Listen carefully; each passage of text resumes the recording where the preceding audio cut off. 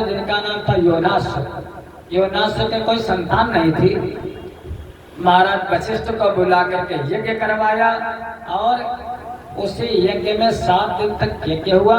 7वें दिन जल अभिमंत्रित किया गया। 100 रानियां थी योनास की। वो जल रानियों को पिलाया जाता, उससे पुत्र होते। रात्रि को महाराज यजमान और आचार्य यज्ञ मंडप में ही सोते थे। पुराने समय में यजमान सोए थे, योनास आचार्य। योनास ने सोचा आचार्यों को क्यों जगाऊं, नौकरों चाकरों को क्यों जगाऊं, अपने आप ही प्यास लगी रात में। उठ करके जो जल था घड़े का महाराज पी लिया घटाघट। बड़ा ठंडा जल, गर्मी का महीना। प्रातः काल जब ये पूरा हुआ, ऋषियों ने पूछा वो जल रखा था अभिमंत्रित, जल लाओ रानियों को दिया जाए। योनास ने कहा बड़ी प्यास लगी थी, मैंने पी लिया।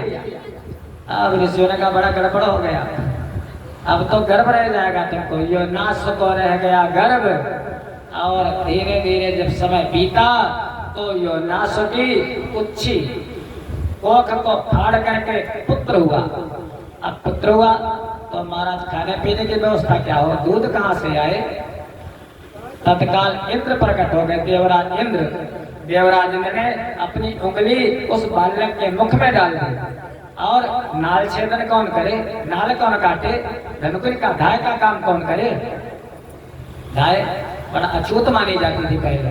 हम लोग कहते थे जब बच्चे का जन्म होता था धनुकुल निकल गई ना, कहते तब तक हम लोग पवित्र नहीं। और अब लोग क्या करते हैं, अपनी बेटियों को अपनी बहुओं को ट्रेनिंग कराते हैं। यही तो धनुकुल वाली ट्रेनिंग करवाते, पैसा दे करके।